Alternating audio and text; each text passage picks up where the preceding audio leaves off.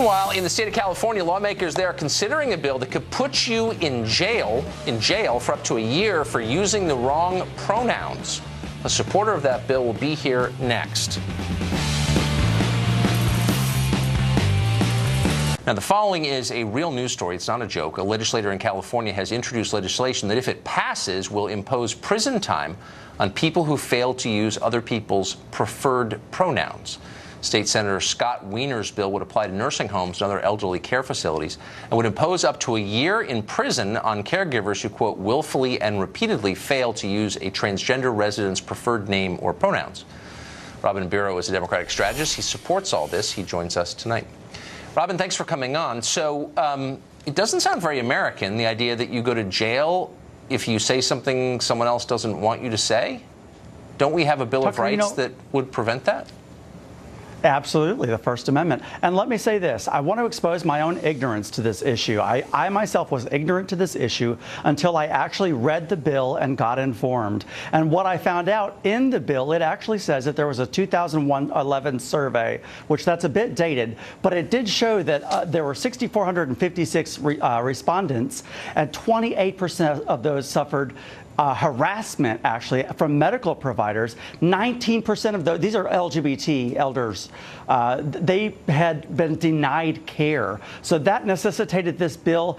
I would assert, let's be fair, that I think you're cherry picking, because this bill is not just about transgender use of pronouns and all that. It's about all of LGBT rights being included in the Patient's Bill of Rights that's posted on the doors. I'm sure there are lots of things I would agree with in the bill, and just to be totally clear, I think you should call people what they want to be called.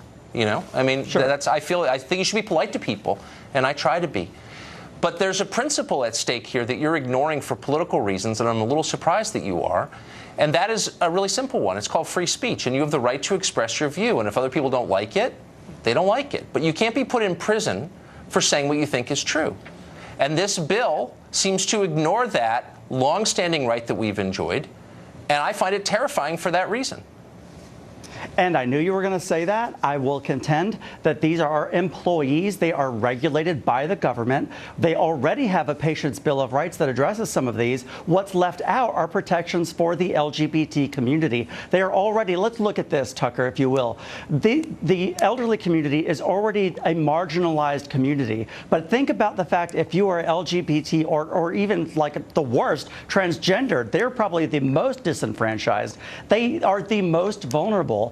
And I want to say this, just consider, if you will, I myself am openly gay. Say 30 years from now, I've been in a relationship for a couple decades, and this bill wasn't in place. It would deny my partner the ability to come and visit me, because a nurse might have a problem with it. No, but again, you're skirting the point that I'm making, which is this bill criminalizes speech. If you use the wrong word, you can be put in jail.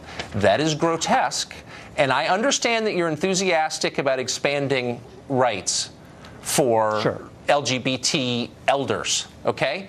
But why in the world would you, as an American who once wore the uniform, support a bill that would criminalize speech? Because elder abuse is inherently wrong. And I will read the bill. It says... No, slow down. Speech is not abuse. No, I'm talking about abuse. This is, understand this, misusing someone's pronoun is abuse. We see all the time people do this as a form of abuse.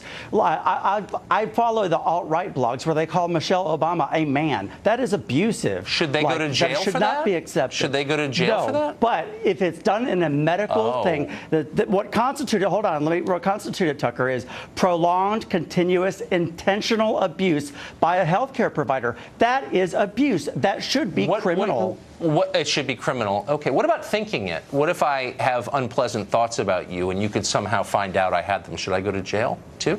Is that abuse as well? No, that's human nature. That's human nature. But using the wrong pronoun should get me. How many times? Okay, how many? Well, abuse is a subjective term. We're not talking about physical abuse. We're talking about saying something the person hearing it doesn't like. Mental abuse. Mental abuse, right? Which is a totally subjective category. Once again, how many times would I have to misuse a pronoun before I went to prison? It has to be, I already gave you the 3 criteria: prolonged, continuous, intentional abuse by a healthcare provider. There has to be a history of it. Let's stop using euphemisms here and just get to the core facts. How many times would I have to misuse a pronoun before the police came, handcuffed me, and sent me to a prison cell? It's not just a pronoun. Like I said, you're cherry picking. This also is denying. That's what it does. Lots of no. But the bill says a lot of things. The bill, but I'm specific. Yes. No, but it also says what I'm saying. It says. I'm not making this up. So it says a lot of things. Sure. But what I care about is the criminalization of speech. And I'm asking you a very simple question: how many times do I need to use the wrong pronoun before police with guns show up at my house and handcuff me and deprive me of my freedom and throw me in a prison cell? How many times? 4 times? 5 times? How many times? That has not been. I posted the entire bill on my Twitter at Robin Biro. You can read the entire bill. That does not say a specific number. Look, I will say that. You're dodging it. You're dodging it. And last question. There are a lot of things that I don't like to hear. People call me names. I find it abusive. I have mental anguish as a result, let's say. Should they go to jail for that?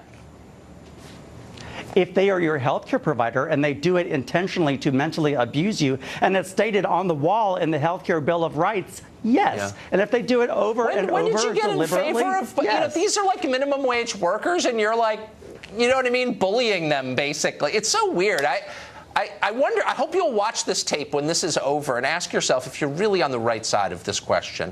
Because it used to be like people had their opinions, they could express them, and no one threatened to send them to jail. Listen. Like I said, I didn't used to be on the right side of this issue, but I read the bill and educated myself. I read it and too. I get it. And it scared me. Okay. Thanks, Robin. I appreciate it.